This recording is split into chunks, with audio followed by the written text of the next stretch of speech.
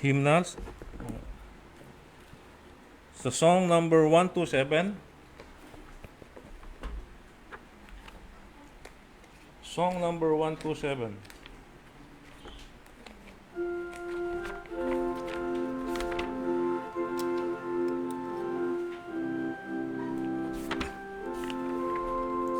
We'll work till Jesus comes. On the first stanza, ready, sing. All and Lord rest for thee as I when will the moment come when I shall lay my armor by and dwell in peace at home. We'll work till Jesus come, we'll work till Jesus come, we'll work till Jesus come and we be gathered home. To Jesus Christ I fled for rest, He bade me cease to roam, and lean for succor on His breast till He conduct me home. We'll work till Jesus come, we'll work till Jesus come, we'll work till Jesus and we'll be gathered home. Last stanza. I sought at once my Savior's side, no more my steps shall roam. With Him I'll brave the chilling tide and reach me heavenly home. We'll work till Jesus come, we'll work till Jesus come, we'll work till Jesus and we'll be gathered home.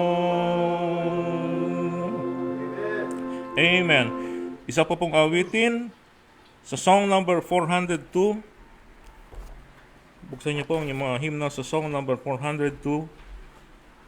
She'll be His bride someday. Awitin po natin lahat ng stanzas.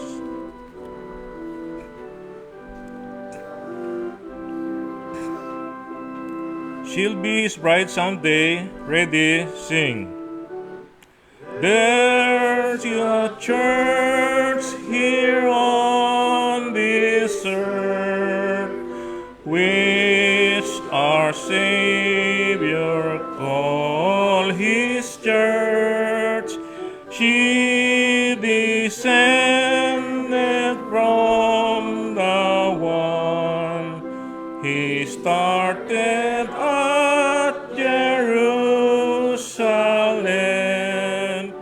Jesus bought her with His blood, loves her with a special love, will protect her on her way. She'll become His bride someday.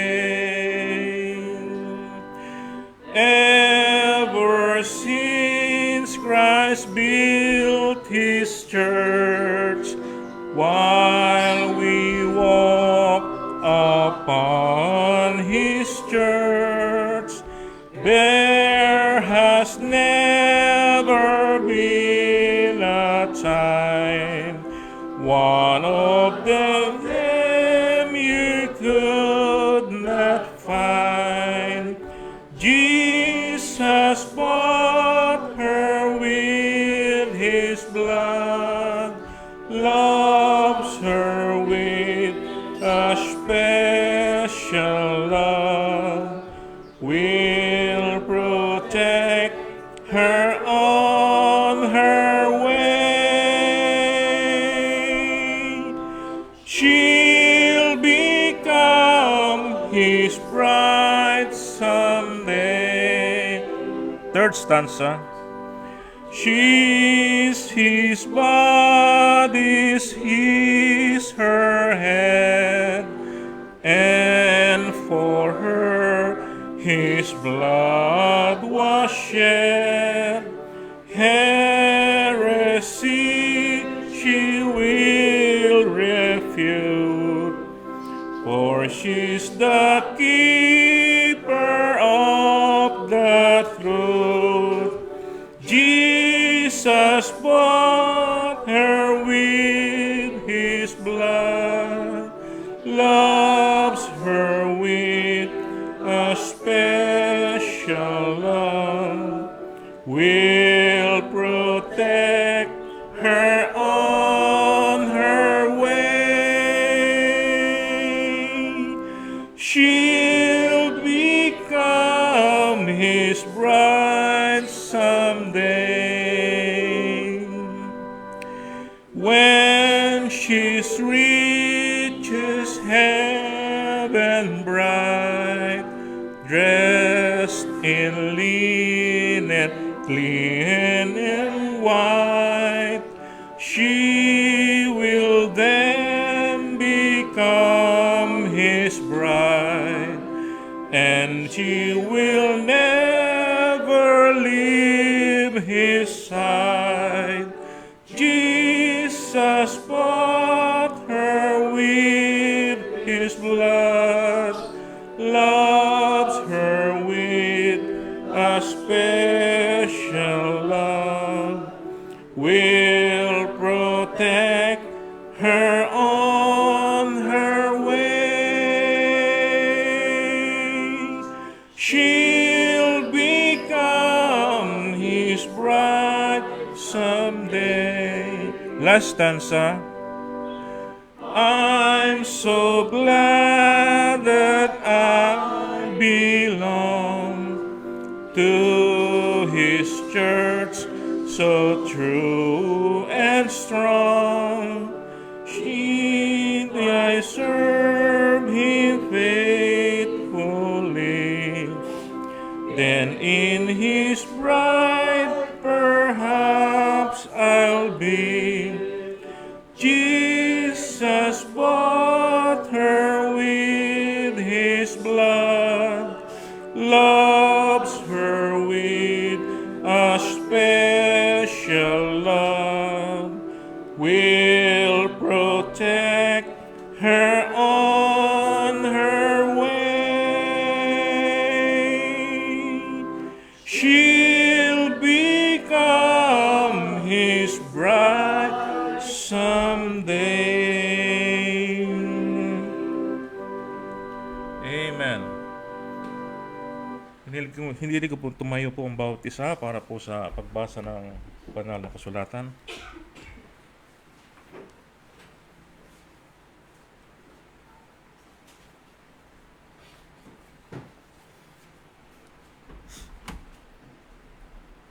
Biyayang gabi po mga kapatid. Buksan po natin ang mga Bible sa Mark chapter 6.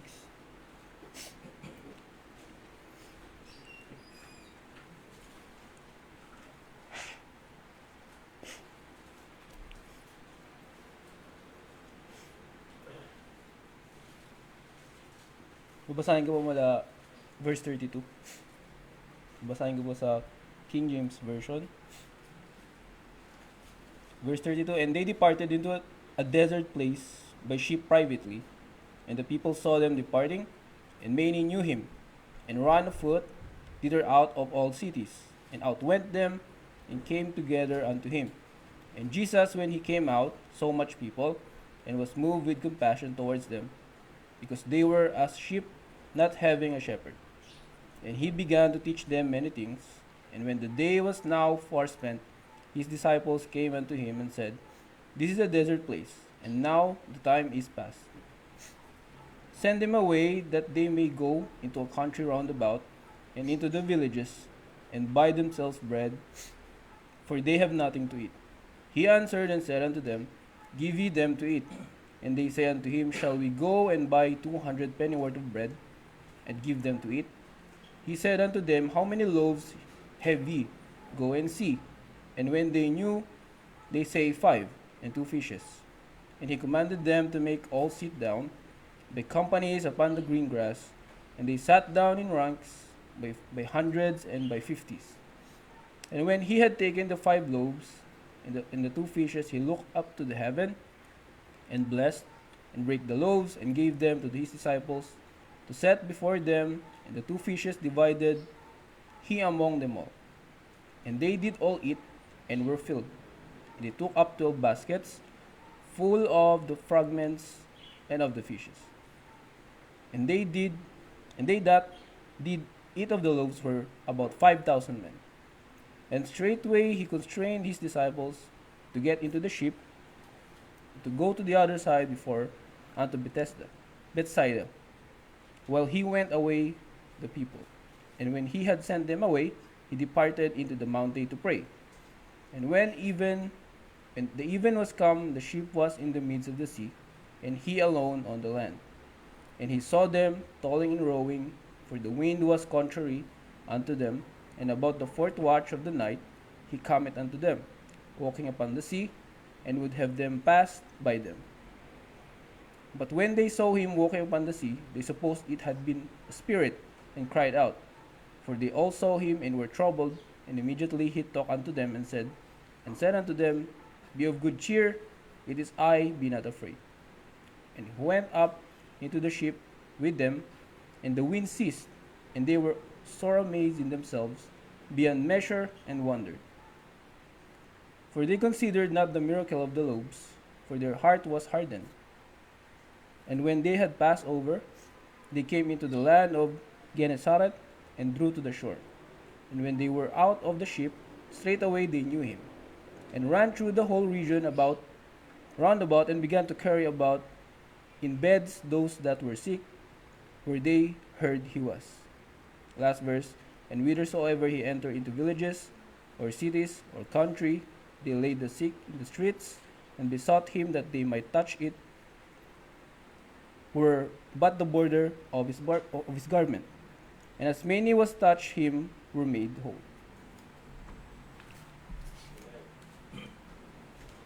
Amen. May God bless the reading of this word. Dumako na po tayo sa pagbibigay ng ating kaloob at mga ikapo.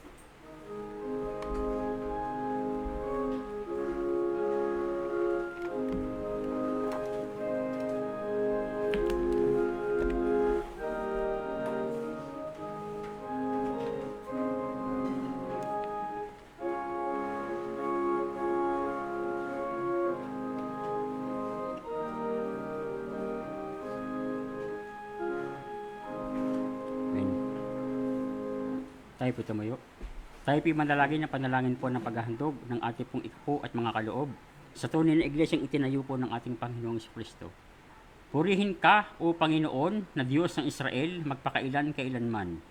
Iyo, O Panginoon, ang kadakilaan at ang kapangyarihan at ang kaluwalhatian at ang pagtatagumpay at ang karangalan, sapagkat lahat na nangasa langit at nangasa lupa ay iyo. Iyo ang kaharian, O Panginoon, at ikaw ang nataas na Pangulo sa lahat. Ang mga kayamanan at hindi ng karangalan ay nagmumula sa iyo, at ikaw ang nagpupuno sa lahat. At nasa iyong kamay ang kapangyarihan at kalakasan, at nasa iyong kamay ang pagpapadakila at pagpapalakas sa lahat.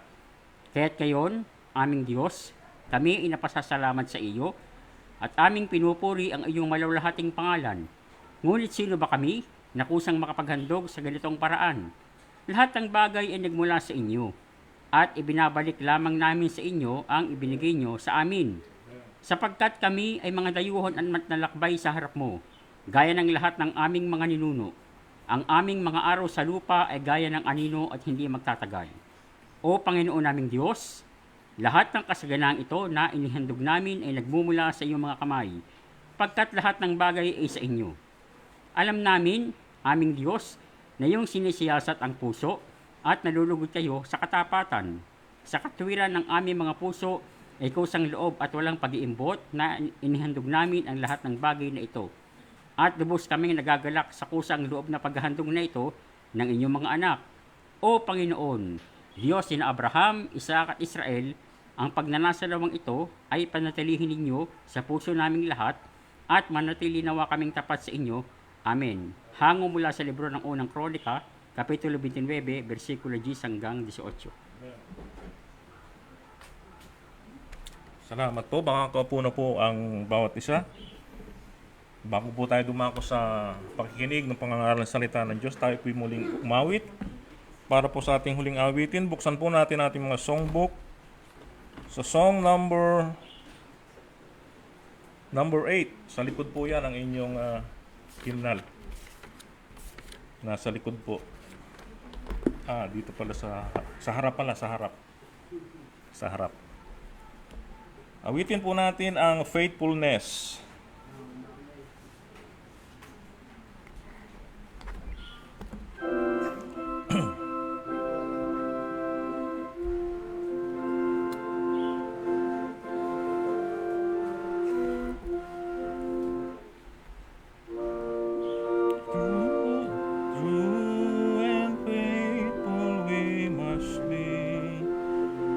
Faithfulness on the first stanza, ready, sing. True and faithful we must be to our blessed Savior.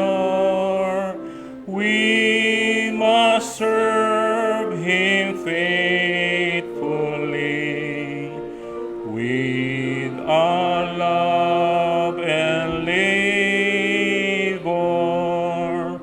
Faithfulness, faithfulness, faithfulness to Jesus. Here we hear Him say, well done. On high He sees. Second stanza. Jesus suffered agony for His precious people. Never in a million years could we find His equal. Faithfulness, faithfulness, faithfulness to Jesus. May we hear Him say, well done, when on high He sees us. He's the true and faithful one, and He changes never. He loved us at Calvary. He'll love us forever. Faithfulness, faithfulness, faithfulness to Jesus. May we hear Him say, well done, when on high He sees us. Oh, would He to us bestow heart with love a blessing. May He find us here below, loving, serving, praising. Faithfulness, faithfulness, faithfulness to Jesus.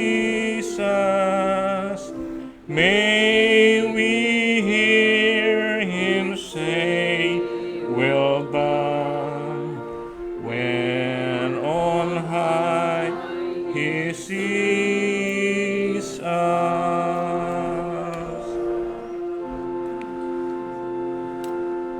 Amen. Tayo po ay dumako na sa pangalan sa salita ng Diyos. Tawagin po natin ang ating pastor, Pastor Norman Millares.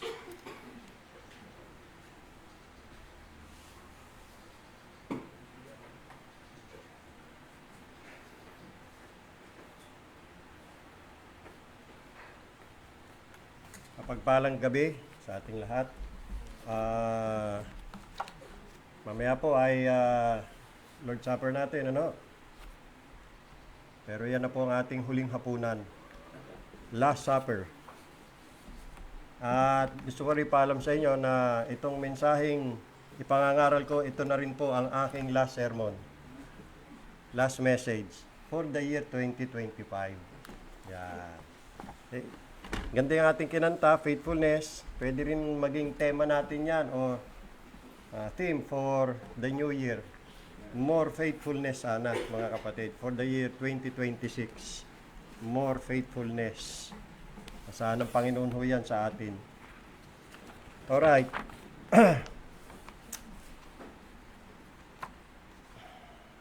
Buksan po natin ating mga Bible sa Isaiah chapter 46. Tumayo po tayo. Isaiah chapter 46.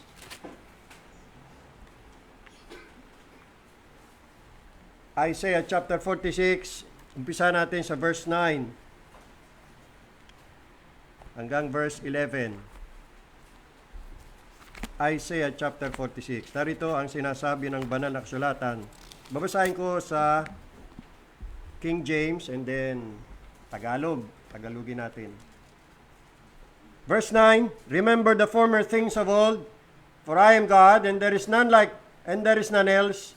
I am God and there is none like me, declaring the end from the beginning and from ancient times, the things that are not yet done, saying, my counsel shall stand and I will do all my pleasure. 11, calling a ravenous bird from the east, the man that executeth my counsel from a far country, I have spoken it, I will also bring it to pass. I have purposed it, I will also do it. Tagalog, alalahanin ninyo ang mga dating bagay, mga bagay ng unang panahon, ako ang Diyos at wala nang iba pa. Ako ang Diyos at walang ibang tulad ko. Ipinalam ko na ang wakas sa simula pa. Nung pang-una ay sinabi ko na kung ano ang darating. Sinabi ko mananatili ang aking layunin at gagawin ko ang lahat ng aking magustuhan. Mula sa silangan ay tinawagan ko ang isang ibong mandaragit. Mula sa malayong dako ay tinawagan ko ang taong magsasagawa ng aking balak. Kung ano ang sinabi ko ay siyang mangyayari, ang binala ko ay aking gagawin. Pagpalain ng Panginoong Diyos ang pagbasa ng kanyang banal na salita. Tayo po'y dumulog sa Diyos sa panalangin. Panginoon naming Diyos na makapangdakila lahat ng kalwalatian, parangal, papuri at pasasalamat ay aming po inahandog sa inyo.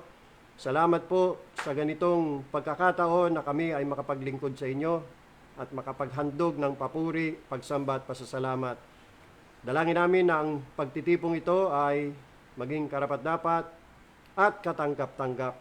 Panalangin namin na igawan niyo sa amin ang iyong pagpapalang espiritual. Panginoon naming Diyos, sa pagtunghay namin ang iyong mga salita, tulungan niyo po kaming maintindihan namin ang mahalaga niyong mensahe na ipababaon sa amin sa pagsalubong namin sa isa namang bagong taon na darating sa aming buhay.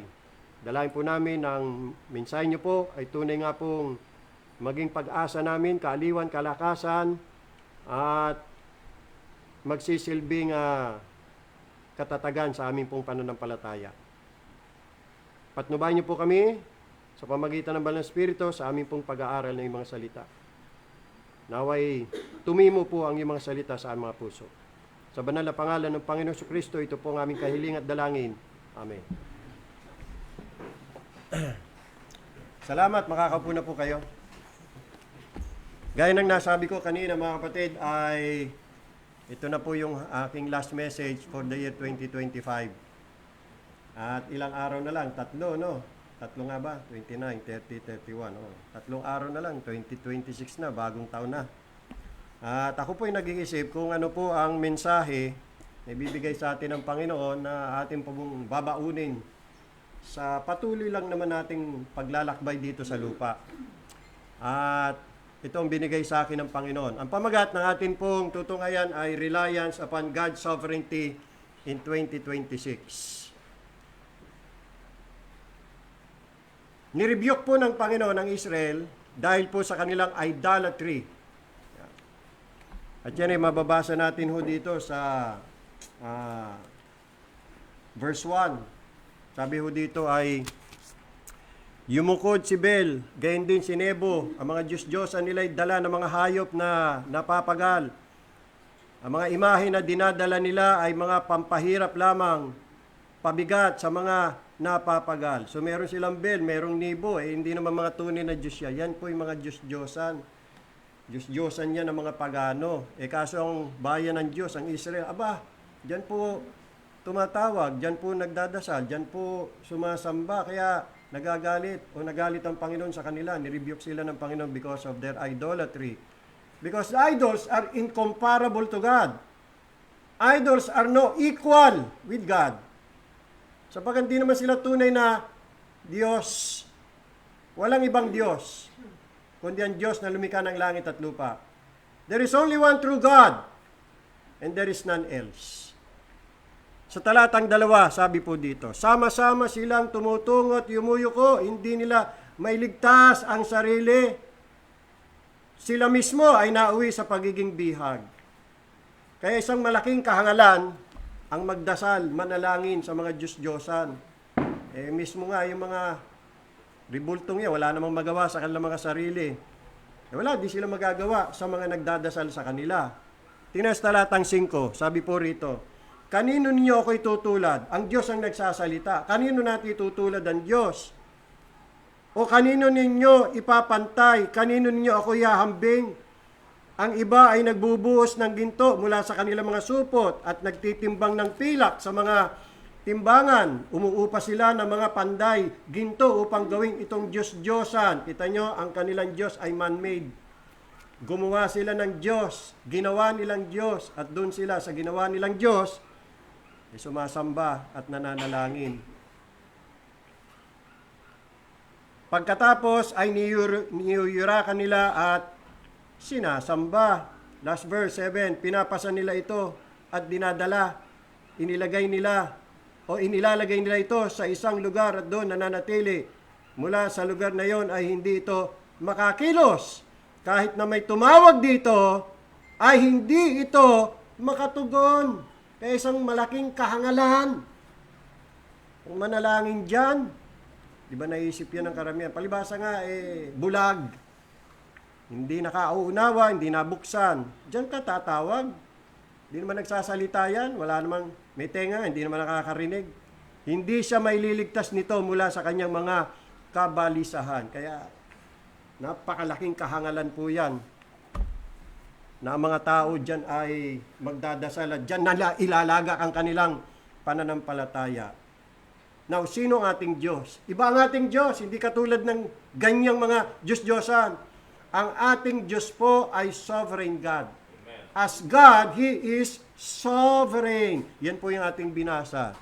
Now, dito sa verse 9, sa mga talatang ito, nagpapakilala kung sino po ang tunay na Diyos. Verse 9, alalahanin ninyo ang mga dating bagay, mga bagay noong unang panahon, ako ang Diyos. Yan. Nagpapakilala po ang Diyos.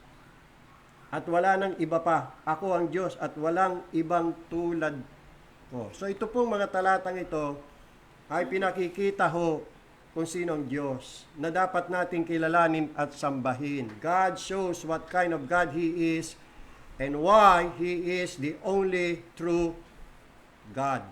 So let's talk about the sovereignty of God. So that's the background of the text. Now, first of all, He declared the end from the beginning. bilang Diyos. Sabi po dito sa talatang 10, ipinaalam ko na ang wakas sa simula pa. Sa Diyos, tapos na ang lahat. Naipaalam niya na. Nai-declare niya na. Mga kapatid, itong 2025, lahat ng mga nangyari sa 2025 hanggang sa December 31, lahat po yan ay nai-declare na ng Diyos, kaya yan ay nangyari. Yan ay nai-decree na ng Diyos. Yung mangyayari mamaya, pagkatapos nito, mangyayari bukas, hanggang sa 30, 31, nai-declare na yan. Ganon din po sa mga mangyayari sa 2026. Lahat ng mangyayari sa 2026 sa ating bansa, sa buong mundo, at lalong-lalo na sa ating mga buhay, na-declare na ng Diyos. Ipinapaalam na ng Diyos. Yung nga lang ay, mamaya, titingnan po natin. Nasa kanyang panukala ho yan eh. So sa Diyos, tapos na ang lahat. Yung end, na-declare niya na from the beginning. Pangalawa, He declared the things that are not yet done. Yung hindi pa nangyayari, tingnan nyo, nung pang-una ay sinabi ko na kung ano ang darating. Yan. He declared the things that are not yet done from ancient times. Hindi pa mangyayari, pero na-i-declare na ng Diyos. Kaya tapos na sa Diyos ang lahat eh. No? Kaya ang Diyos hindi ho yan nasusurpresa sa mga nangyayari sa mundong ito. Hindi ho siya nabibigla. Bakit? Siya ang nagtakdan yan eh, ng lahat ng bagay. Siya nag-declare eh. The things that are not yet done are the things He is going to do with Israel. God is telling in advance His plan or purpose. Meron siyang tatawaging ravenous bird from the east. Ito po'y tumutukoy kay Cyrus. Yan. Na siya ang magiging hari ng Persya at siya po ang gagamitin ng Diyos para iligtas ang kanyang bayang Israel mula sa 70 taong pagkakakubkob sa Babylonia. Hindi pa ho ipinapanganak si Cyrus. More than 200 years later pa nag-exist si Cyrus. Pero binanggit na ng Diyos yung kanyang pangalan. Look at in verse 28 of chapter 44. Si Cyrus po yung ravenous bird. Sabi ng mga iglesia ni Manalo, si Manalo daw, Felix Manalo yan. Isang malaking kasinungalingan at kalokohan po yan. Hindi ho kilala ng Diyos si Felix Manalo. Sino siya? Konteksto ho tayo. No? Pagka nagpapaliwanag ng talata, dapat titingnan mong konteksto. Yung ravenous birds dyan, o ravenous bird, ay si Cyrus, chapter 44, verse 28. Sabi po dito, siya na nagsabi tungkol kay Ciro, ayan, binanggit yung pangalan niya.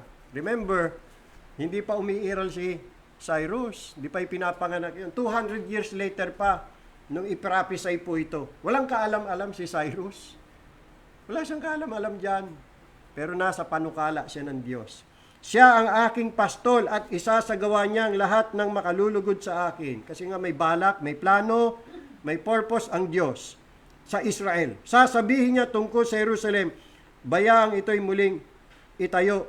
At tungkol sa templo, bayaang ilagay ang mga pundasyon nito. Kasi wawasakin ang templo, ni Nebuchadnezzar eh. Pero itatayo ulit yan sa pamumuno po ni Cyrus. Malulupig ang Israel, pero ibabalik ho sila ng Diyos. Muli niyang itatayo ang kanyang bayan, ang bayang Israel. Pagdating ni Cyrus. So yun po ang plano. Again, dito naman sa chapter 45 verse 1, ayan, binanggit ulit ang pangalan niya. Ito ang sinasabi ng Panginoon tungkol sa kanyang pinahiran ng langis kay Ciro. Hawak ko ang kanyang kanang kamay upang lupigin ang mga bansa sa kanyang harapan at hubaran ng kanilang mga kagamitan ng mga hari upang buksan ang mga pinto sa kanyang harapan at nang hindi masara ang mga pintuang daan. Si Cyrus po ang magiging kasangkapan o instrumento ng Diyos sa kanyang kamay sa pagtupad ng kanyang layunin. Kaya pagdating dito sa chapter 46, yan, sa verse 11, yun na po yun. Verse 11, mula sa silangan ay tinawagan ko ang isang ibong mandaragit. Ayan, si Cyrus yun. Ano gagawin niya? Mula sa malaking dako ay tinawagan ko ang taong magsasagawa ng aking balak. Siya ho ang gagamitin ng Diyos para matupad ang plano niya sa Israel. Na yun ang kanyang dineclare. Yun yung end from the beginning and from ancient times. The things that are not yet done. Kasama yan sa plano ng Diyos. Kung ano, sabi ng Diyos, ang sinabi ko ay siyang mangyayari, ang binala ko ay aking gagawin. Yan ang sovereignty ng Diyos. Na kapag sinabi natin ang Diyos ay soberano o sovereign, what do we mean by this expression? Arthur W. Pink, he defined it, kumpletong definition, maliwanag na definition. Sabi niya, when we say God is sovereign, we mean the supremacy of God, the kingship of God, the godhood of God. To say that God is sovereign is to declare that God is God. To say that God is sovereign is to declare that He is the Most High, doing according to His will in the army of heaven and among the inhabitants of the earth, so that none can stay His hand. Daniel chapter 4, verse 35. To say that God is sovereign is to declare that He is the Almighty, the possessor of all power in heaven and earth, so that none can defeat His counsels, thwart His purpose, nor resist His will. Psalm 115, verse 3. To say that God is sovereign is to declare that He is the governor among the nations. Psalm 22:28. Setting up kingdoms, throwing empires, and determining the course of dynasties as pleases Him best. To say that God is sovereign is to declare that He is the only potentate, the King of kings and the Lord of lords. 1 Timothy 6:15. Such is the God of the Bible. And such is the God whom we worship and serve. So when we say God is sovereign, He does as God, as He pleases, only as He pleases, and always as He pleases. Ang sovereignty po ng Diyos, mga kapatid, ay halintulad po natin sa relationship ng potter at clay. At yan ay mababasa natin sa Jeremiah chapter 18. Puntahan po natin. Jeremiah chapter 18 verse 1 hanggang verse 6. Isaiah, Jeremiah, kaliwan nyo lang yan. Jeremiah chapter 18 verse 6. Dito po ay napakagandang pagsasalarawan at pagpapaliwanag tungkol sa kung ano ang kahulugan ng pagiging soberanya o soberano ng Diyos sa relasyon ng magpapalayok at putik. Verse 1. Ito ang salita ng Panginoon na dumating kay Jeremias. Pumunta ka sa bahay ng magpapalayok at doon ko ibibigay sa iyo ang aking mensahe. Kaya nagpunta ako sa bahay ng magpapalayok at dinatnan ko itong gumagawa ng kanyang gawain sa pamagitan ng kanyang gulong. Ngunit nabasag ang palayok na ginagawa niya mula sa putik. Kaya ginawa niya itong ibang palayok sa hugis na inakala niyang pinakamabuti. Pleasure ng Diyos. Pleasure ng magpapalayok. Gumawa siya ulit dun sa nabasag na putik. At ba't niya ginawa yun? Nabasag na eh. Inulit niya ulit. Yun ang gusto niya eh. I will do all my pleasure. Verse 5, nang magkagayon, dumating sa akin ang salita ng Panginoon. Verse 6, sambahayan ni Israel, hindi ko ba maaring gawin sa inyo ang tulad ng ginagawa ng magpapalayok na ito, pahayag ng Panginoon? Tulad ng putik sa kamay ng magpapalayok, gayon kayo sa aking kamay o sambahayan ni Israel. You see, God can fashion his potter or his clay into whatever form he wants. Yan ang sovereignty ng potter over the clay. Ang potter po ang nasusunod, hindi ho yung putik. Ang kagustuhan ng potter ang mananaig, hindi po yung kagustuhan ng clay. At tingnan niyo po yung putik, no? Makakaangal ba siya? Makakapagreklamo ba siya? Hindi ho. Ngayon sabi ng Panginoon sa sambayang Israel, ako ang potter, kayo ang aking clay. At gagawin ko, sabi ng Panginoon, kung ano ang aking nais.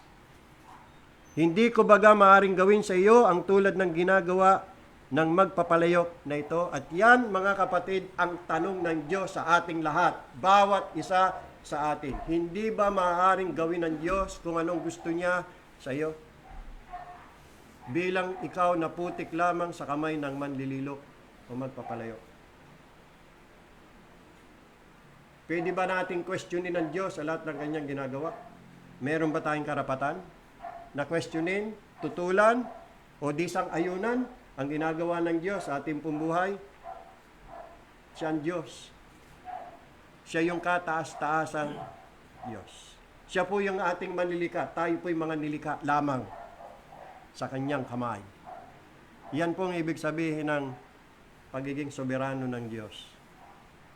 Ang Diyos ang siyang may otoridad sa atin. Ang Diyos ang siyang may karapatan. Tayo po walang karapatan.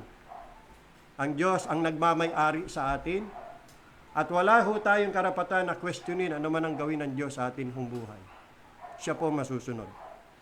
Ganyan po dapat ang tingin natin sa Diyos. Kaya nga tinawag siyang kataas-taasang Diyos. Wala na hong makakahigit sa Kanya. Wala hong makasasaklaw sa Kanya. Siya na yung supremo eh. Supreme God nga ang tawag sa Kanya eh. At anuman ang Kanyang gawin mga kapatid, hindi niya kailangang ipaliwanag sa sino man sa Kanyang mga nilikha. Gagawin niya anumang Kanyang maibigin. Yan. Yan po ang ibig sabihin ng sovereignty of God. At yan po'y matagal na ho natin at paulit-ulit po natin yung ipinangangaral dito sa pulpito. At umaasa ako mga kapatid na yan ay alam nyo na. Kaya lang kuminsan, sa dami ng mga intindihin at alalahanin sa buhay, baka nakakalimutan po natin. Kaya minabuti ko mga kapatid na sa pagpasok natin sa bagong taon, babaunin natin muli yan. Baka makalimutan natin eh. Kasi wala nang ibang kaparaanan pa na magsisilbing pananggalang natin sa anumang pwedeng mangyari sa 2026 kundi ang pagiging soberano ng Diyos.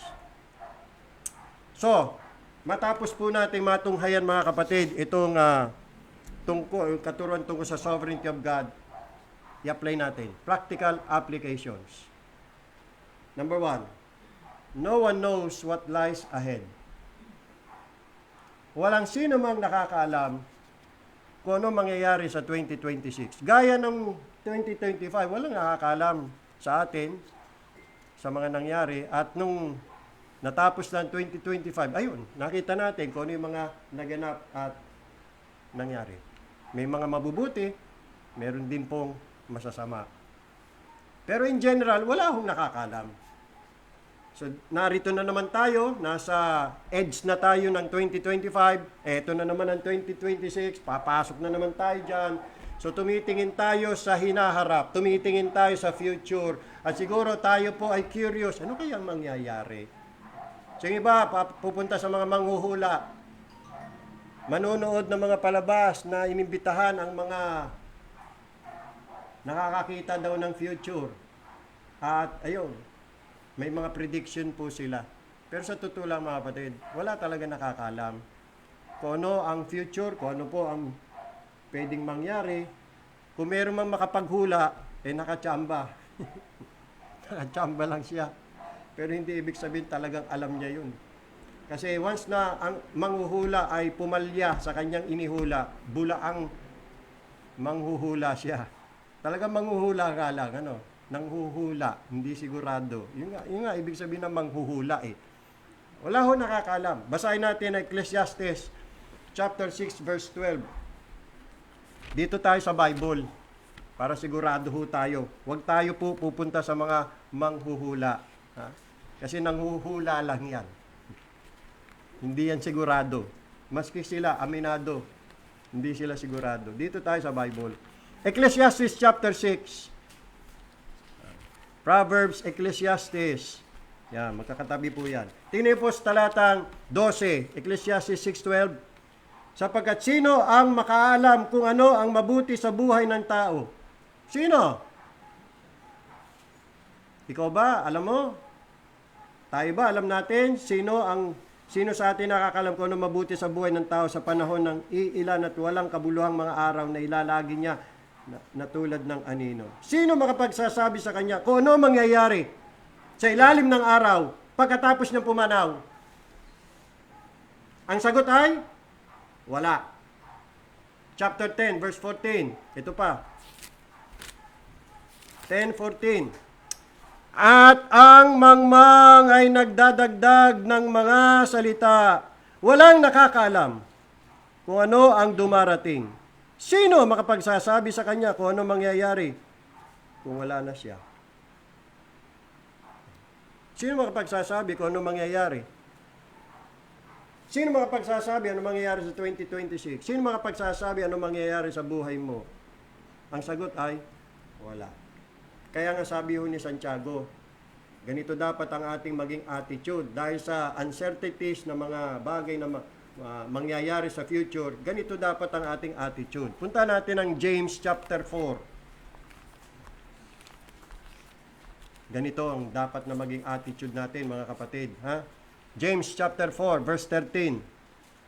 4:13 ng Santiago o James, makinig ka ngayon. Ikaw na nagsasabi, ngayon o bukas ay pupunta kami sa lungsod na ito o doon. Ba, may plano, no? Parang sigurado na siya sa plano niya na mangyayari. Pero teka, kung may plano ka, may plano ko, may plano din ng Diyos. Ngayon, kaninong plano ang mangyayari? Kaninong planong mananaig? Kaya sabi ni Santiago, ngayon o bukas ay pupunta kami sa lungsod na ito o doon, titira kami roon ng 1 taon upang magnegosyo at kumita ng salapi. O di ba yan? Ang ganda ang plano. Yan. Parang kala mo, mangyayari, no? Pero sabi po ni Santiago, bakit? Alam mo ba ang mangyayari sa iyo sa araw ng bukas? Nabasa natin sa Ecclesiastes, walang nakakaalam. Ano ba ang buhay mo? Ang buhay mo'y parang aso o bula na sa sandaling lilitaw at pagkatapos mawawala. Ano ibig sabihin? Life is short. Ang ganda ng plano, no? Para bang yung mayamang hangal, ang ganda ng plano niya eh. Kasi kaani lang niya eh. Ang dami niya ani. Elite na ng kanyang kamalig.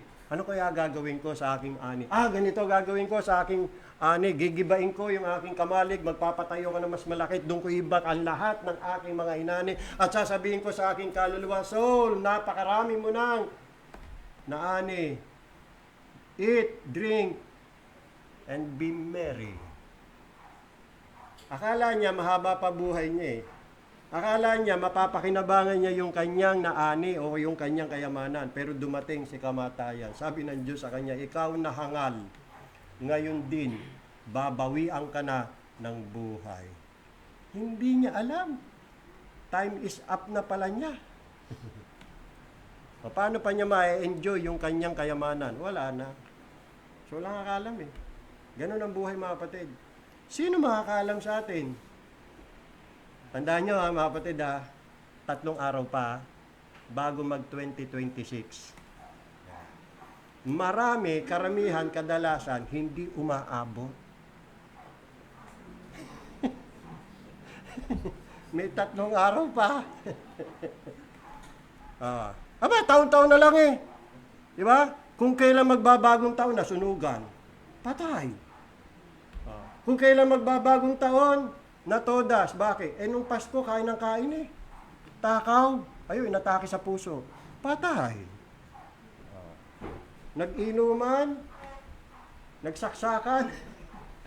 Patay. Hindi na umabot ng 2025. Baka ganyan din mangyari. Hindi aabot ng 2026. Hindi natin alam eh. Walang nakakaalam eh. O, kaya mag-ingat po kayo. 3 araw pa.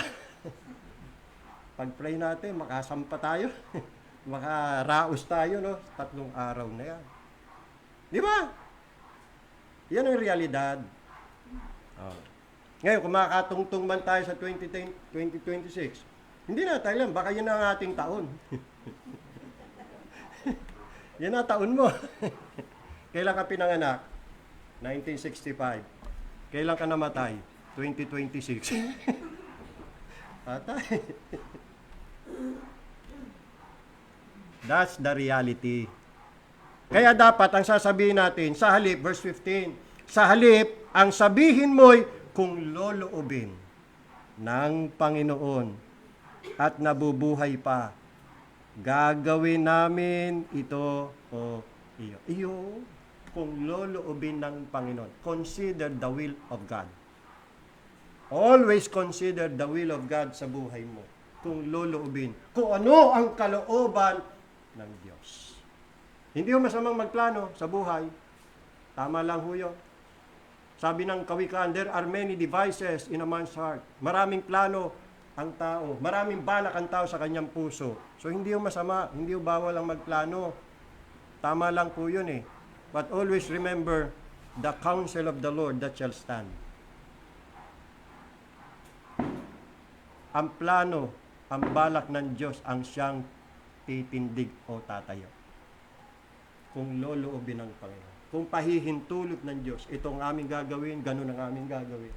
Kung magtatagal pa buhay ko sa lupa, kung ako ay aabot pa ng 2026 at magpapatuloy ang buhay ko sa 2026, ganitong gagawin ko, ganyan ang gagawin ko, kung anong kalooban ng Diyos. At ang kalooban ng Diyos ang mananayo. Sabi ho niya, sa binasa natin sa Isaiah chapter 9, I will do all my pleasure. Tayo pong lahat mga kapatid, we are at the pleasure of our Creator. We are at the pleasure of our sovereign God. Narinig niyo na yung ganyang, kasi mga politiko, di ba may mga politiko na, o may mga secretaries appointed ng Pangulo eh. Yan. Ibig sabihin, kung gusto ng Pangulo na magbitaw na yon, sabi niya, bumaba ka na dyan sa pwesto. Kaya katulad ng mga nangyari ito, mga may nagbitaw na, pinagbitiw sila eh. Persahang pinagbitiw eh. Naririnig niyo yun, yung sasabi niyang, I am at the pleasure of the President. Tama ba English ko? Tama ba yon? I am at the President's pleasure. So, ibig sabihin, kung pleasure ng President na ako'y mag-step down, na ako'y mag-resign, gagawin ko. Yun ang gusto ng aking Presidente. Susunod ako sa aking Presidente. Yun ho yun. Ngayon, kung gusto pa niya ako magpatuloy, di, kung anong kanyang pleasure. Kung sa tingin niya ako'y napapakinabangan pa, nagagamit pa, di magpapatuloy ako. Because I am at the pleasure of the President or the President's pleasure. How much more sa ating sovereign God? We are at the pleasure of our God. Kung saan siya nalulugod, yun po ang dapat na mangyari sa atin. Yung pleasure ng ating Diyos should also be our pleasure. Yan ho yun mga kapatid. Pangalawa, God has already determined everything that shall come to pass. So ang una, walang nakakalam kung ano mangyayari sa future. Pero dapat mo ring malaman na naitalaga na, naipasya na, na-fix na, na-determined na ng Diyos ang anumang mangyayari sa 2026. At lalong-lalo na sa buhay mo. Yan po yung tinatawag nating predestination. We believe in the doctrine of predestination. Why? Because it's in the Bible. I think kung di ako nagkakamali, 5 references na mababasa nyo yung salitang predestination o predestined. Now, what is predestination? Predestination is the sovereign, eternal, immutable, unalterable purpose of God Almighty, by which He ordained and ordered, or He fixed, or He destined, according to His own will and good pleasure, all things that come to pass. And that's the reason why dineclare na ng Diyos yung end from the beginning. Because He has already determined and ordered and fixed and appointed all things that come to pass in time. The reason why alam ng Diyos, bagamat tayo hindi natin alam, ang future, siya lang ang nakakaalam, sapagkat siya rin po ang nagdetermine na mga mangyayari sa future. Siya rin po ang nag-decide, siya rin po ang nagpasya kung ano ang papayagan niyang mangyari at kung ano ang hindi niya papayagang mangyari. Lahat po yan ay nakafixed. At yan ang dahilan kung bakit sinabi niyang ipinaalam niya na ang katapusan mula sa simula. At ang mga bagay na hindi pa nangyayari, ipinaalam niya na sapagkat siya rin po ang nagpasya. In the eternity past, God has already decreed ang mga mangyayari. So tingnan mo yan ha. Sa 2026, tandaan mo, pag tungtong ng January 1, ano man ang mangyari sa January 1, unang magaganap, siyempre, sasalubungin mo bagong taon, tsak yan, gising ka, January 1. Ano man ang mangyari dyan, lahat yan magaganap kasi ang Diyos ang nag-determine. Masabugang ka man ng fireworks. Nakadetermine. Huwag naman sana. O madulas ka man. Nakatugtong nga, January 1, 2026, inadulas. Ay, ayoko mag-isip ng gano'n. Isip lang tayo ng puro positive. Pero, hindi natin na pwedeng pasubalihan yan. Yun lang, yun ang ibig ko natin sabihin mga kapatid. Ano man ang magganap, mabuti man o masama, kaya yan mangyayari sa buhay mo kasi ang Diyos ang nagpasya. Siya nag-determine. Naunawan po natin. At yan ay pinasya niya mga kapatid ayon sa kanyang matalinong counsel, wise counsel. Diyos na hindi ho nagkakamali. Yan po ang predestination. May isa pang term na synonymous din sa salitang predestination, God's decrees. Ano naman ang God's decrees? Yan po yung kanyang walang hanggang layunin, purpose, na nabasa natin sa Isaiah chapter 46. I have purposed it, I will also do it. Decree. God's decrees. Yung kanyang walang hanggang layunin kung saan ayon sa kanyang matalinong payo o wise counsel, kanyang itinalaga na ang anumang mangyayari. Daniel chapter 4 verse 24. Daniel chapter 4. Napakaliwanag po ng katuruan ito sa Daniel chapter 4 verse 24. Ito po ang kapahayagan ni Haring Nebukadnezar. Ito yung natutunan niya Nakakilala niya, naalaman niya na ang Diyos ay sovereign God. Dahil nga pinarusahan siya ng Diyos wala siyang nagawa Daniel chapter 4 verse 24.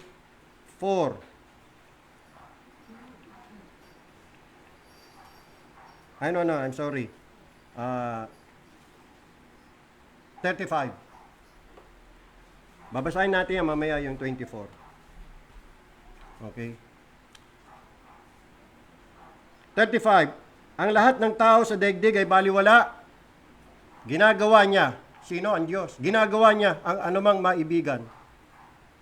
Sa pamagitan ng mga kapangyarihan ng langit at ng mga tao sa daigdig, walang makapipigil sa kanyang kamay. None can stay his hand.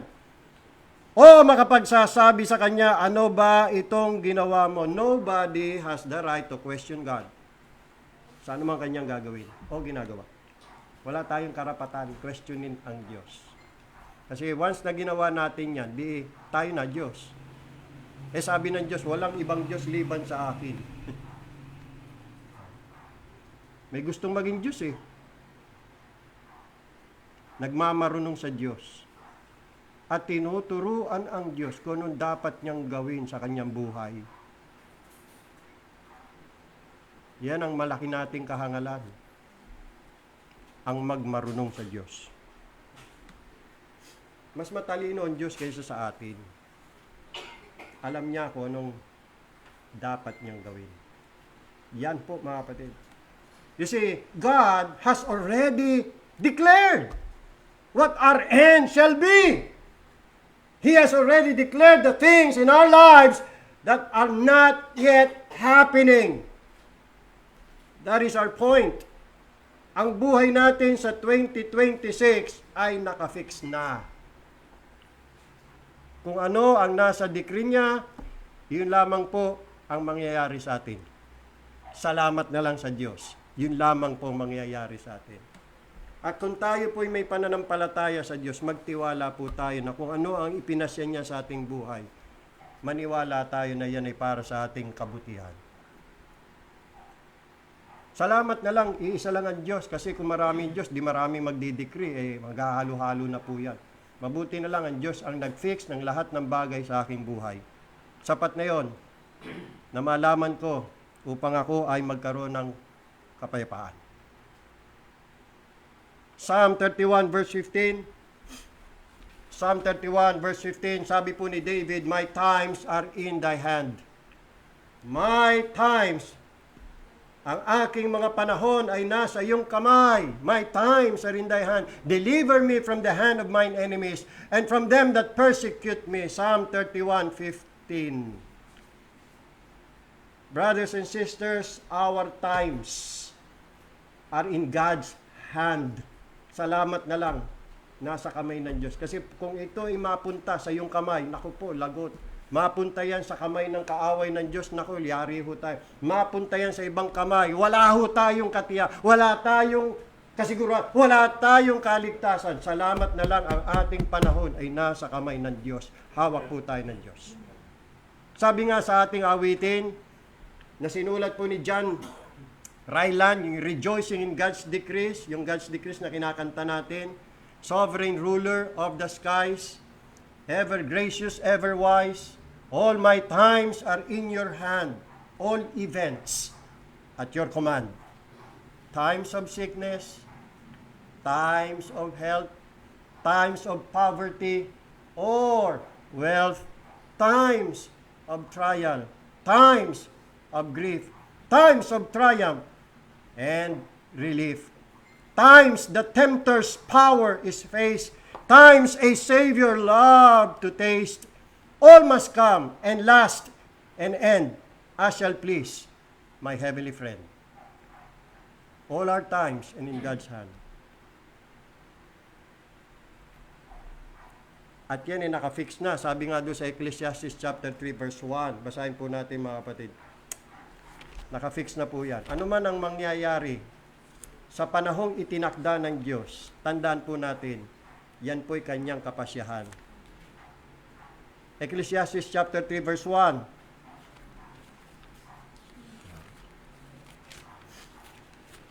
Ecclesiastes 3:1.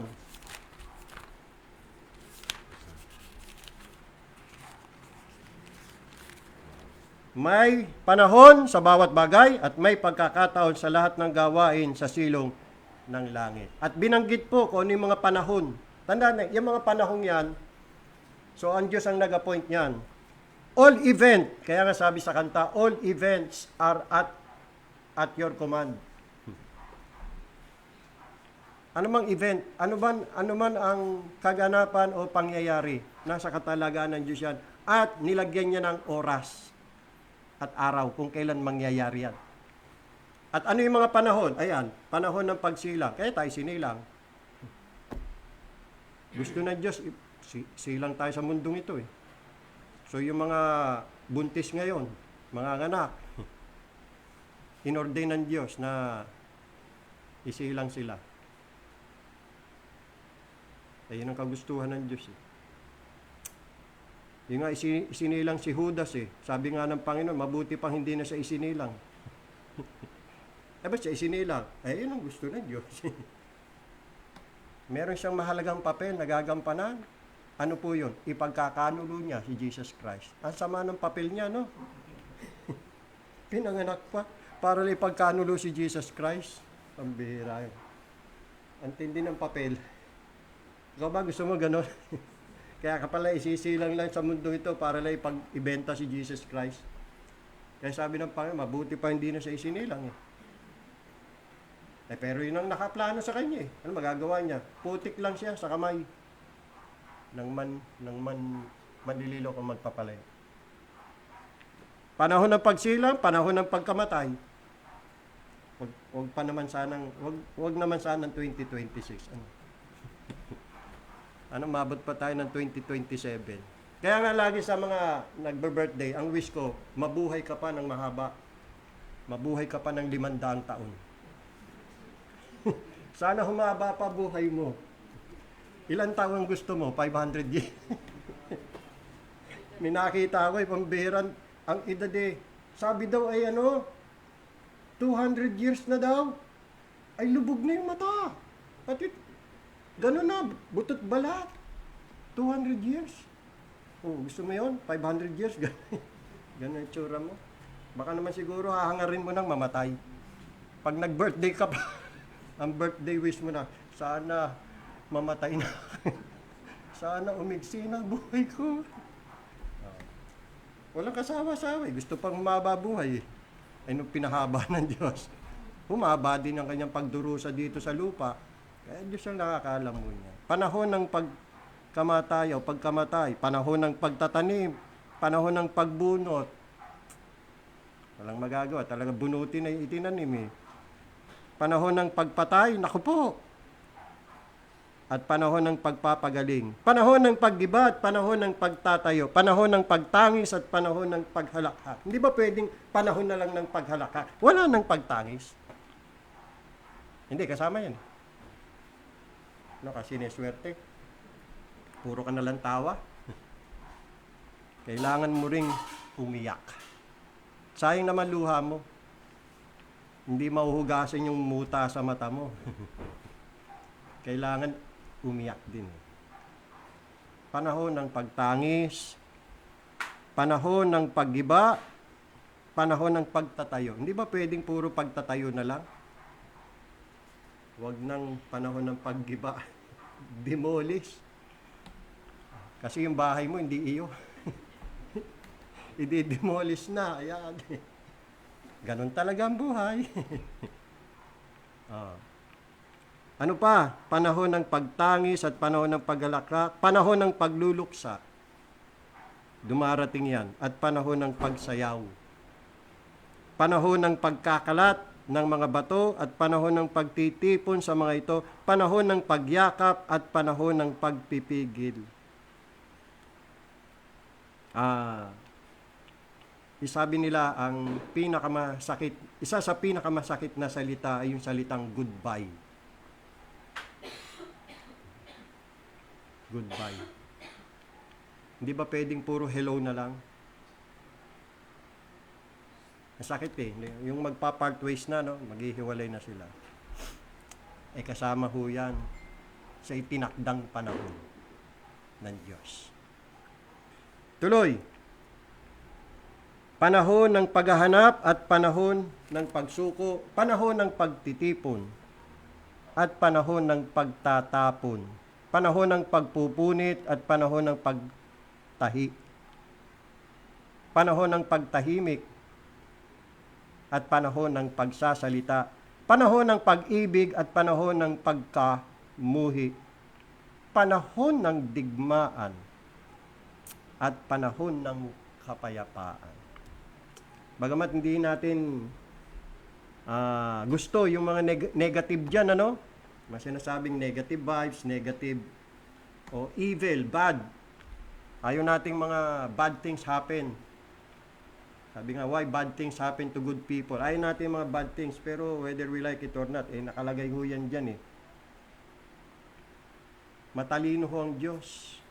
Alam niya na Kailangan natin yan. Bakit? Sapagkat ang sabi ng talatang 11 o talatang Gis, nakita ko ang pasaning ibinigay ng Diyos sa tao. Pasanin ano? Bawat bagay ay ginawa niyang maganda sa kapanahunan nito. Ha? Maganda ba yung pagsuko? Maganda ba yung pagpipigil? Maganda ba yung digmaan? Maganda ba yung pagtangis? Maganda ba yung pagbunot? Sabi maganda in its time. Alam ng Diyos na makabubuti po yun. Paliliwanag pa natin yan mamaya, mga kapatid. Lahat yung panahong yan, dadanasin natin. Ayon sa matalinong pasya ng Diyos in His appointed time. So God has already determined everything that shall come to pass. Pangatlo, dito na, ito na ito. Life experience is always a mixture of good and bad. Yes. Lahat yan, mixture of good and bad. Tama? Sa Ecclesiastes naman, chapter 9, verse 2. Ecclesiastes 9:2. 9:2.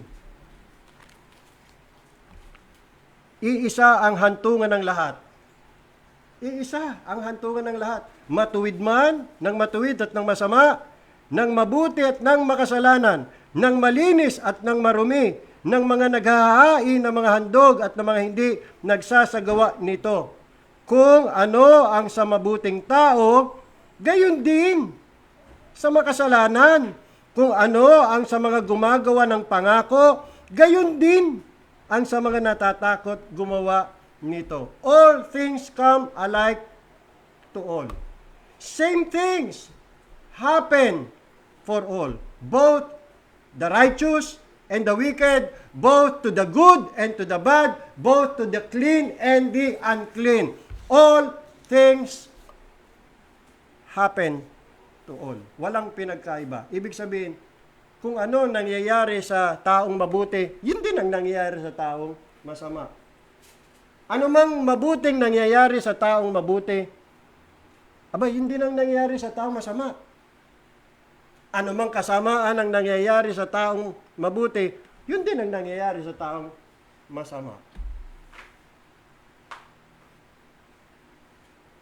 Hindi ba dapat kung sino yung mabuti, puro kabutihan lang mangyari? At kung sino yung masama, puro kasama na mangyari? Di ba dapat ganon sa ating pag-aakala? Ay hindi. Yung nangyayari sa masama, nangyayari din sa mabuti. At yung nangyayari sa mabuti, nangyayari din sa masama. Ang mabuti umuunlad. Ang masama rin umuunlad. Mas umuunlad pa nga sila sa mabuti. Ang mga masasama, nagdurusa. Aba, yung mga mabubuting tao rin nagdurusa din. Dumaranas din Pantay-pantay lahat. Lahat dumaranas yan. All things come alike. Sabi yun dyan, all things come alike to all. All things come. Meaning, life and death, honor and dishonor, pleasure and pain, prosperity and poverty, health and sickness, all these things happen alike to good men as well as to bad men and may come this year sa atin. It's a mixture, always a mixture of good and bad. Verse 3, tingnan niyo verse 3. Ito ang masama sa lahat ng bagay na nagaganap sa ilalim ng araw. Iisa ang wakas na maaabot sa lahat. Higit dito, ang puso ng mga tao ay puno ng kasamaan at may nananahang kahibangan sa kanilang puso habang sila'y nabubuhay at pagkatapos ay sasama na sila sa mga patay. Both righteous and unrighteous. You see? Akala natin mga masasama lang ang mamamatay. Mamamatay din ang mga mabubuti. Parehas lang, daranas ng kamatayan. Parehas lang, dadanas ng pag-unlad. Yun po ibig sabihin niya. All things come alike. Kung titingnan mo sa panlabas na kalalagayan, ang mabuti at masama, ang matuwid at liko, parehas lang kalalagayan. Kaya hindi po ibig sabihin na yung mga matutuwid lang ang giginhawa, uunlad, ay mga masama, gumiginhawa at umuunlad din eh. Pero mga kapatid, ito po ay sa panlabas lang na kondisyon at kalalagayan. Tandaan natin yan. Ang pagkakaiba nila ay sa panlabas lang na kondisyon kalalagayan. Whether prosperity or adversity. Kaya nga mga kapatid, ang pag-ibig o galit ng Diyos ay hindi po yan nasusukat sa panlabas na kalalagayan ng tao. Tingnan nyo chapter 9, again verse 1. Kaya binubulay-bulay ko ang lahat ng ito at ipinalagay na ang matuwid at ang matalino at lahat ng kanilang ginagawa ay nasa mga kamay ng Diyos at walang taong nakakalam. Walang taong nakakalam kung pag-ibig o pagkamuhi ang naghihintay sa Kanya. Ibig sabihin, hindi mo pwedeng sukatin ang pag-ibig o pagkamuhi ng Diyos sa panlabas na kalalagayan ng tao. Ibig sabihin, pag ang tao ay umunlad, ay, mahal siya ng Diyos. Tapos pag ikaw ang naghirap, ay, galit sa iyo Diyos, hindi kanya mahal. Hindi ho nasusukat sa panlabas. Mali ho yun. Huwag nating akalain na yung mga gumiginhawa, umuunlad, sila ang mas pinapaboran ng Diyos. Mali. Ibig mo sabihin, yung mga naghihirap, mga hirap kapos, kawawa si Pablo. Pagka ganun pala, no? Mas lalo kawawa Panginoon Kristo. Pinanganak siyang mahirap. Hindi nakaranas ng ginhawa sa buhay. O ibig sabihin, hindi pinapaboran ng kanyang ama yun. Pagka ganyan ang sukatan, yan po ay paghahatol ayon sa laman. Maraming nagkakamali dyan eh. Kaya wag nating susukatin ang pag-ibig ng Diyos o kaya ang kanyang pagkamuhi ayon sa panlabas nating kalalagayan. Madalas ganyan ang tao eh. Lalo na tayo eh. Pagkakahirapan ng dinaranas, kine-question natin pag-ibig ng Diyos. Panginoon, mahal mo ba ako? Kung mahal mo ako, bakit ganito? Naghihirap ako. Hindi mo naintindihan ang layunin ng Diyos. Sinong mas tumatanggap ng maraming hampas? Di ba yung iniibig ng Diyos? Basahin yung Hebreo 12, 5, 6, andun huyo. Yung kanyang mga anak, tumatanggap ho yan ng mga hampas. At kanyang pinagwiwikaan o kaya'y itinutuwid ang kanyang mga iniibig.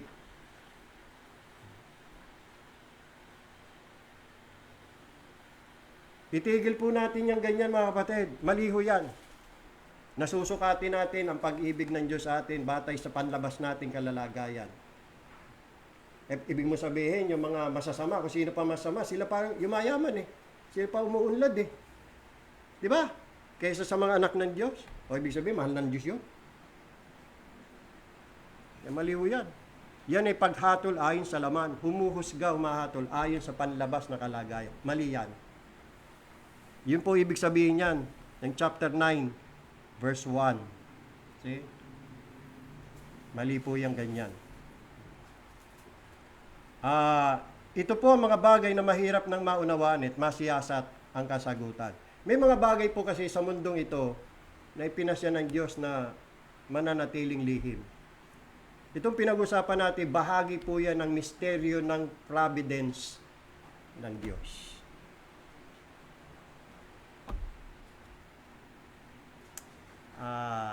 Ano ba yung tawag dyan? Yung unequal dispensation of God's providence.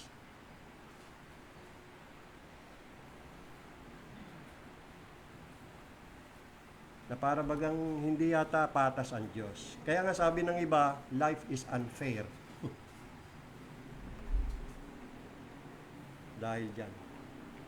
Panginoon, ako na may tapat sa iyo, ako na may sumusunod sa iyo, ba't ganito ang buhay ko? Puro hirap. So unfair? Ang Diyos?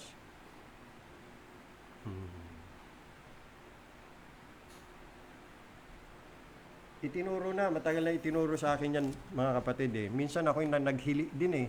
Yung bang lalim ng Tagalog ano, na naghili. Yung bang merong inggit.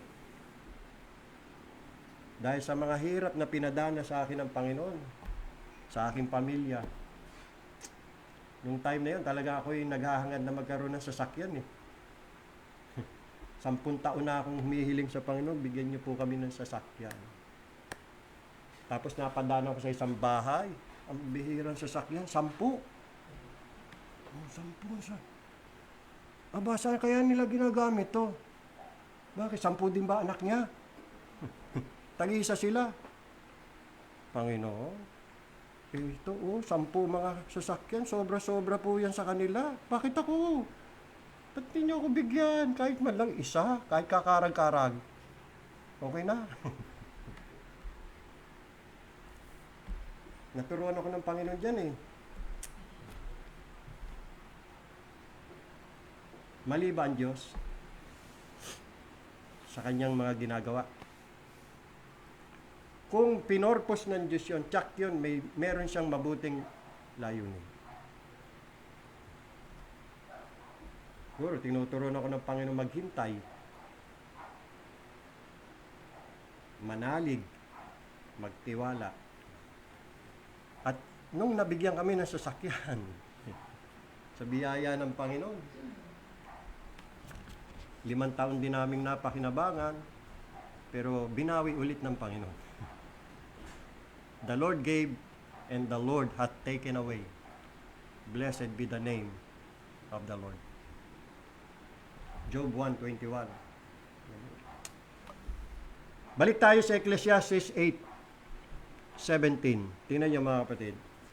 Ecclesiastes 8:17. Nakita kong lahat ng ginawa ng Diyos. Walang sino mang makauunawa sa nangyayari sa ilalim ng araw. Sa kabila ng lahat niyang pagsisikap, hindi rin matutuklasan ng tao ang kahulugan niyon. Sabihin man ng matalinong tao na iyon ay alam niya, hindi niya ito lubusang maunawaan. Hindi nalalaman ng isang tao ang pag-ibig o pagkamuhi ng Diyos sa kanya o sa iba. Batay lang ho yan sa panlabas na kondisyon ng buhay sa providence. Since na the same things happen to one as to another. Hindi po nakikilala kung sino ang anak ng Diyos at kung sino ang hindi anak ng Diyos sa pamagitan ng panlabas na kalalagayan ng tao. As to the things pertaining to this life.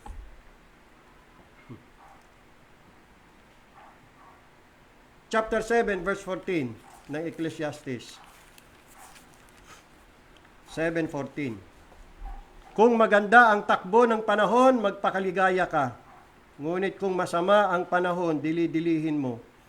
Ang isa'y ginawa ng Diyos tulad ng paggawa niya sa iba, kaya hindi matutuklasan ng taon tungkol sa kanyang kinabukasan. Sa English, in the day,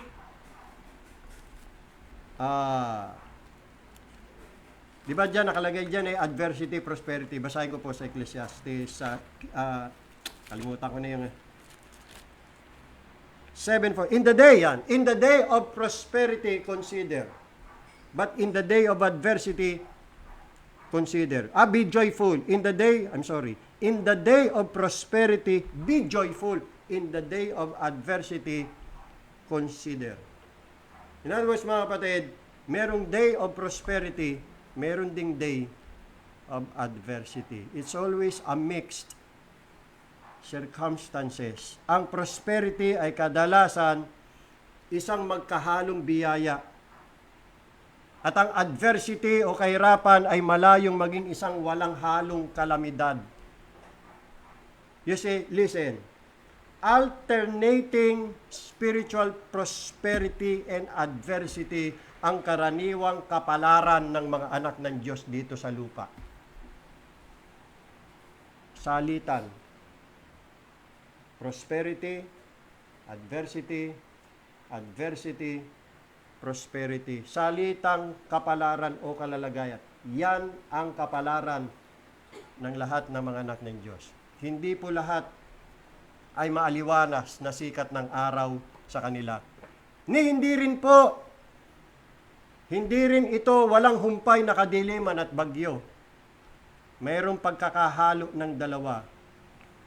Mga kagalakan at kalungkutan, mga tagumpay at mga pagkatalo o pagkabigo, tulong mula sa mga kaibigan, at mga pananakit mula sa mga kaaway, mga ngiti mula sa mukha ng Panginoon, at ang pagtatago ng kanyang mukha sa atin.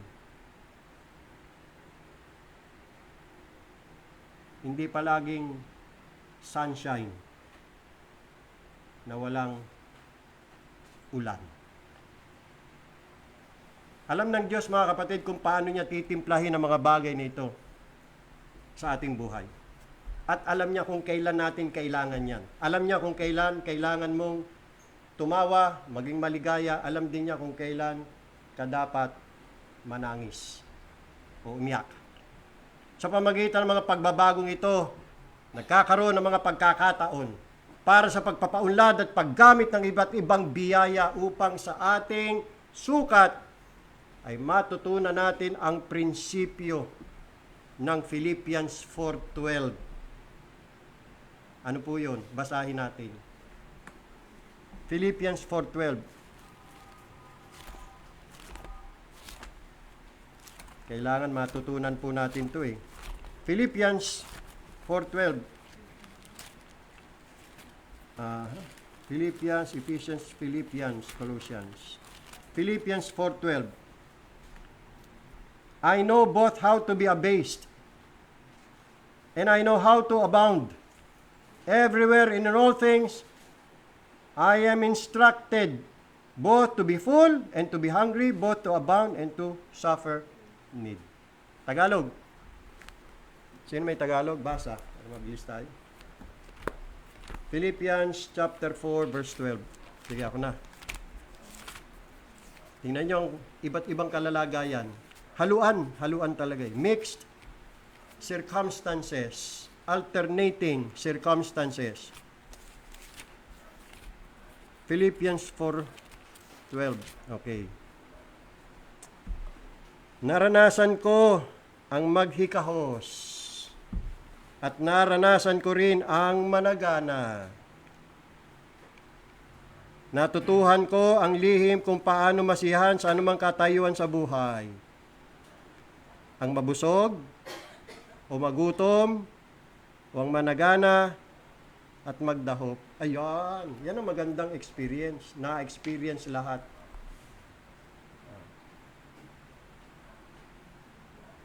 Tingnan niyo yung sabi, natutunan ko. Hindi mo matututunan yan kung hindi palalasap sa ng Diyos lahat yan eh. Kung sanay ka lagi sa kama, hindi ka sanay sa lapag, ay wala. Magiging choosy ka. Hindi ka makaka-adapt. Na. Sanay ka sa aircon, hindi ka sanay sa electric fan. Sanay ka sa busog, hindi ka sanay magutom. Wala ka natutunan pagka. Ano ibig sabihin, mga kapatid? Lahat yan pararana sa atin ng Panginoon. So, hindi naman puro gutom. Bubusog hindi naman tayo ng Panginoon. Pararanas din naman yun. Pero hindi puro busog. Hindi rin puro hirap. Pararanasin din niya tayo ng ginhawa. Titimplahin ng Panginoon yan kung ano ang ukol para sa iyo at makabubuti para sa iyo. Alam ng Diyos yan. You see? Ating malaman kung paano magpakababa at kung paano sumagana, maging busog at maging gutom. Pero higit sa lahat, mga kapatid, upang sa gitna ng iba't ibang mga pangyayari ay mapatunayan po natin ang hindi nagbabagong katapatan ng Diyos. Ano man ang ating maging kalalagayan sa buhay, lalo na ito sa 2026, mapatutunayan po natin na ang Diyos ay tapat. Pabago-bago man ang ating sitwasyon sa buhay, umasa ho tayo, ang Diyos po ay hindi magbabago. Mananatili siyang Diyos na napakabuti, maawain, mabiyaya, at tapat. At ang kanyang kasapatan ay ating mararanasan upang matugunan ang ating bawat pangangailangan. Kung ikaw ay isa sa mga hinirang ng Diyos, huwag kang umasa. Do not expect a smooth and easy path. Hindi yung mga kapatid. No? Dito po sa landas ng ilang na atin pong pinaglalakbayan. Kundi maghanda po tayo sa pabago-bago at ibang mga pangyayari, kalagayan, at mararahas na mga pagbabago. Yan ho. Ito po mga nagbabagong pangyayari o kalalagayan, nagbibigay po yan ng pagkakataon para mapaunlad po natin at magamit ang iba't ibang biyaya ng Diyos.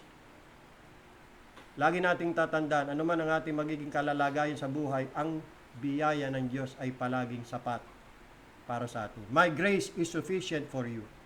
Ang spiritual joy at godly sorrow, parehong maganda po yan sa kani-kanilang kapanahunan.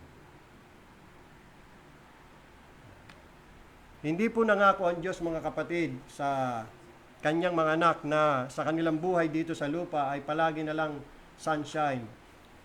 All will be sunshine without rain.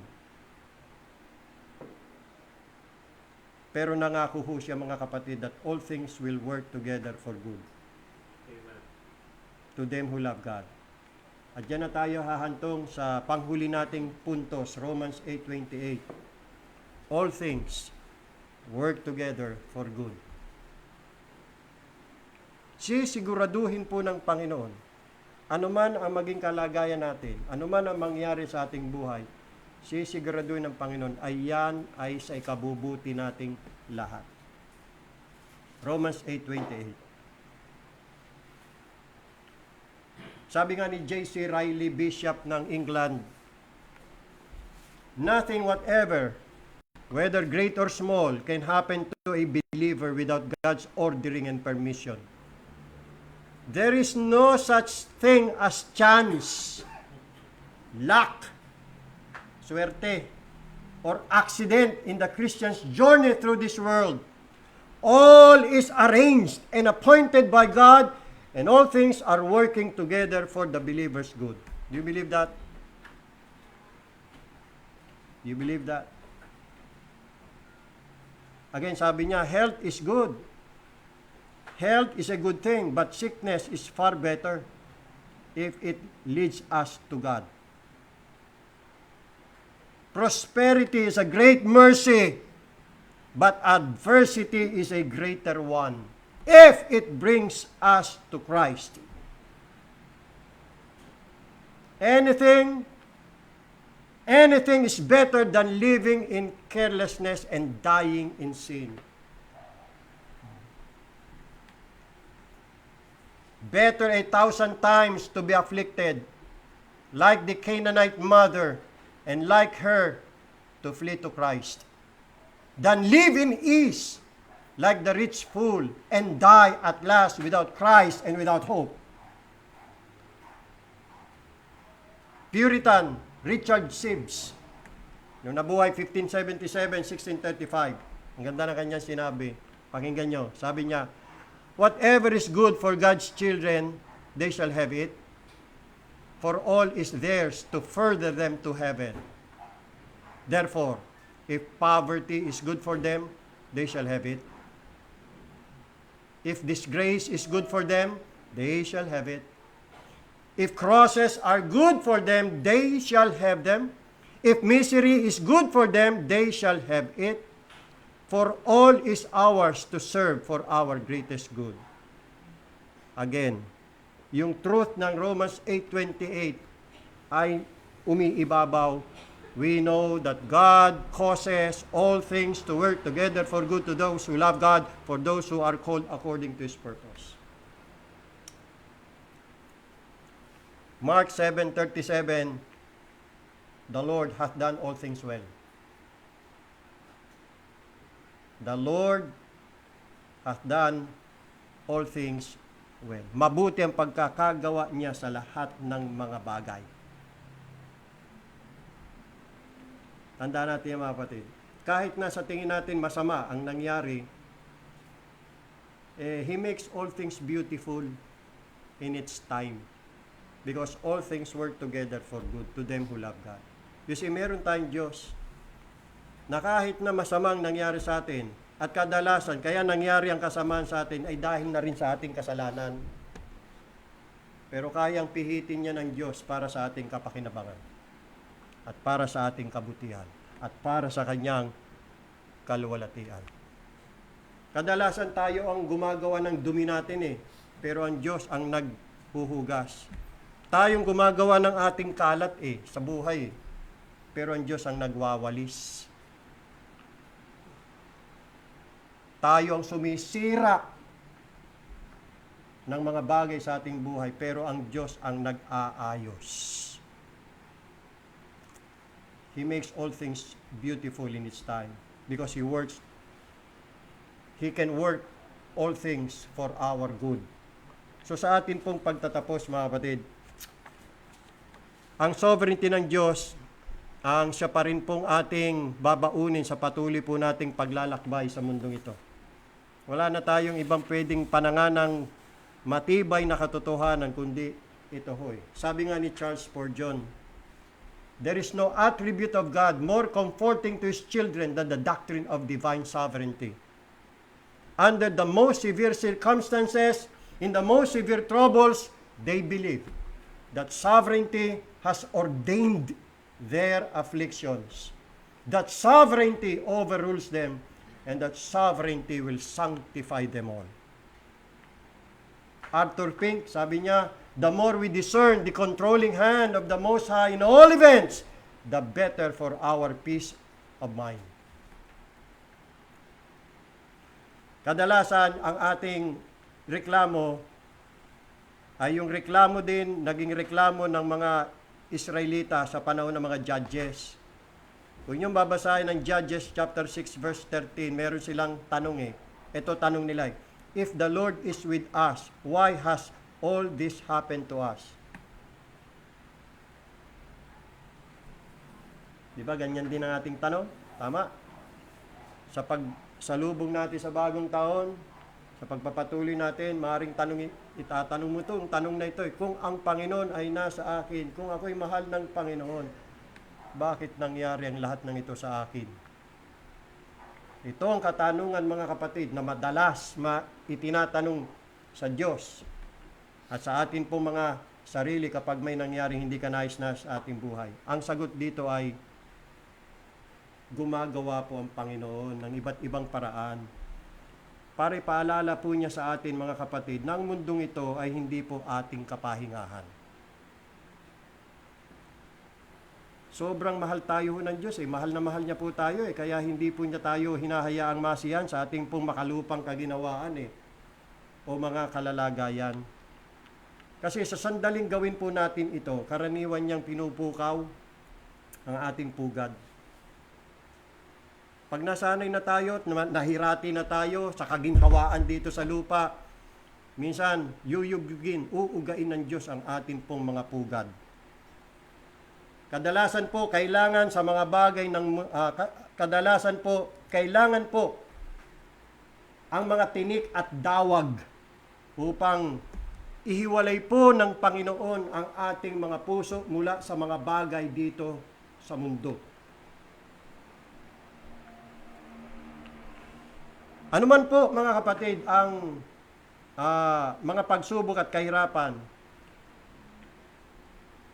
sa ilang na atin pong titiisin, manalangin lamang po tayo na huwag po tayong mag-alinlangan sa pag-ibig o karunungan ng Diyos. Ano man ang loobin ng Diyos sa atin sa taong darating, mabuti man o masama, lalo na kung masama, huwag nawa mangyari na pagdudahan natin ang pag-ibig ng Diyos sa atin at questionin ang kanyang karunungan. Tandaan natin, God does all things well. Mark 7:37. He hath done all things well. Let us be reminded, mga kapatid, that our Father, our Heavenly Father knows what's best for us as His children. The Father knows best. Ang kalooban ng Diyos, ang kalooban ng ating Ama ang siyang pinakamabuti. Therefore, kapag niloob niya ang karamdaman, mas mabuti ang karamdaman kaysa sa kalusugan. Kapag niloob niya ang kahinaan, mas mabuti ang kahinaan kaysa lakas. Kapag niloob niya ang kahirapan, mas mabuti ang kahirapan kaysa sa kayamanan. Kapag niloob niya ang pagkutya, mas mabuti ang pagkutya kaysa karangalan. At kapag niloob niya ang kamatayan, mas mabuti ang kamatayan kaysa sa buhay. Kung dumating man ang days of trouble at darkness, let us be patient and look forward.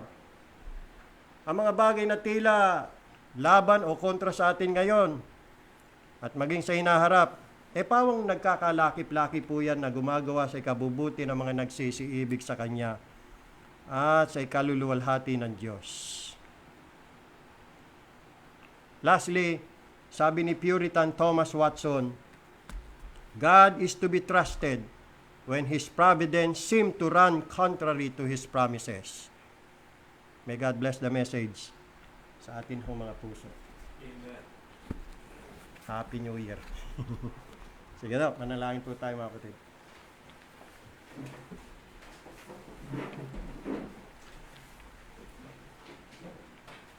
Panginoon naming Diyos, maraming salamat po sa napakaganda at napakahalagang mensaheng ito na amin pong babaunin bilang paalala sa amin sa bagong taon na darating. Narito kaming lahat maghahandog ng papurit pasalamat sapagkat ilang araw na lamang po ay lilipas na ang taong 2025. 365 days. At napakasarap gunitain na sa bawat araw, Panginoong Diyos, naroon kayo palagi kapiling namin. Hindi niyo po kami pinabayaan kahit na dumanas kami ng mga kahirapan, ng mga pagsubok, nariyan kayo palaging umaalalay sa amin. Kahit na yung mga kahirapan namin, bunga naman ng aming mga pagkakamali at mga kasalanan ginawa, hindi niyo kami sinukuan, Panginoong Diyos. Salamat po sa iyong kabutihan sa amin. It is of the Lord's mercies that we were not consumed. Salamat sa inyong kaawaan. Salamat sa pagkakapaliwanag niyo sa amin para maintindihan namin na lahat ng iyong ginagawa sa amin, Panginoong Diyos, ay tama. At lahat yan ay para sa aming kapakanan at kabutihan at para din sa inyong kapurihan at kaluwalhatian. Panginoon, ang amin lamang panalangin, dagdagan niyo pang aming pananampalataya. Na kami po'y lagi lang manalig sa inyo, Panginoong Diyos. Magtiwala na ang ginagawa niyo sa aming buhay ay tama, mabuti, at para sa iyong kapuri at karangalan. Matuto kaming magpasakop, matuto kaming sumunod, na hindi lumalaban, na hindi umaangal, hindi nagrereklamo, hindi tumututol, kundi buong ligaya na nagpapasakop sa iyong kalooban. Salamat, pinaalam niyo sa amin ng aming mga panahon, anuman ang mangyayari sa mga panahong yon sa 2026, ay nasa inyong kamay. Opo, Panginoon, ang aming mga panahon ay nasa inyong kamay. Lalo na, ang aming mga sarili ay nasa inyong kamay, sapagkat kami po'y putik lamang sa kamay ng aming Panginoon. Kayo ang aming Panginoon, kayo po ang aming Diyos, kayo po ang soberanong Diyos, na dapat naming mahalin, pagkatiwalaan, sundin, at paglingkuran. Maawa kayo lagi sa amin, Panginoong Diyos, ihanda niyo po ang aming mga sarili sa pagsalubong namin sa isa na namang bagong taon. Isa namang bagong kabanata sa patuloy paglalakbay sa aming mabuhay. Muli, hinihiling namin ang iyong awa sa amin. Awa sa aming pamilya, sa mga mahal namin sa buhay, Panginoong Diyos. Gawin niyo po sa amin ang mabuti at nakalulugod sa iyong paningin bilang aming magpapalayok, bilang aming pattern at kami bilang inyong clay. Salamat, maraming salamat sa isang taon na magdadaan sa buhay namin. Nakasurvive kami, Panginoong Diyos. Maraming salamat po sa lahat ng kabutihan nyo, biyaya sa amin, sa kabila ng marami naming pagkukulang at mga kasalanan at mga kabiguan sa inyo, Panginoong Diyos. Maraming salamat, napakabuti sa amin.